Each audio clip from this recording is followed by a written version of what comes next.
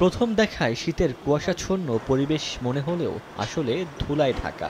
দিনের বেলায় কুমিল্লার সদর উপজেলার দুর্গাপুর এলাকার প্রধান সড়কের চিত্র এটি।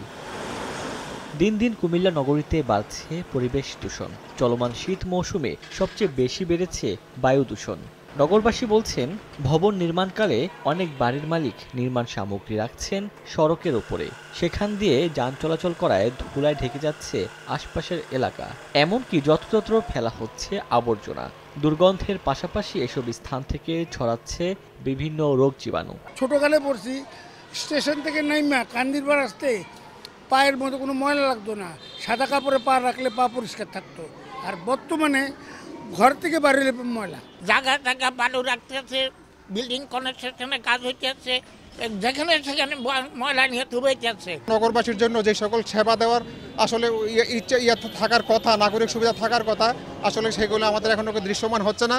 পরিবেশ অধিদপ্তর বলছে, বর্তমানে নগরীতে বায়ু দূষণের পরিমাণ 171 AQI, যা বিপদসীমায় রয়েছে।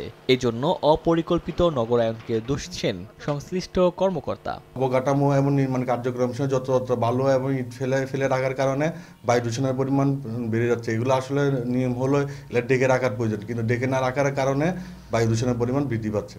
এদিকে পরিবেশ দূষণ রোধে কোনো সমাধান দিতে পারেনি সিটি কর্পোরেশন। তবে সড়কে ধুলা নিয়ন্ত্রণে নিয়মিত পানি ছিটানোর আশ্বাস সংশ্লিষ্ট কর্মকর্তার। আমরা কিন্তু ভালনারেবল অবস্থায় আছি, সেটা হচ্ছে যে বালুগুলো উড়ে। তো সেই ক্ষেত্রে আমরা আগে পানি দিতাম, এখনও আমরা পানি দেবো ইনশাল্লাহ। আর একটা হচ্ছে যে পাবলিক যারা কাজ করে তারা যদি নিজেদের জায়গাতে যায় কাজ করে তাহলে ভালো হয় আর কি। কুমিল্লা সিটি কর্পোরেশনে 8 লাখেরও বেশি মানুষ বসবাস করে। সময় সংবাদ, কুমিল্লা।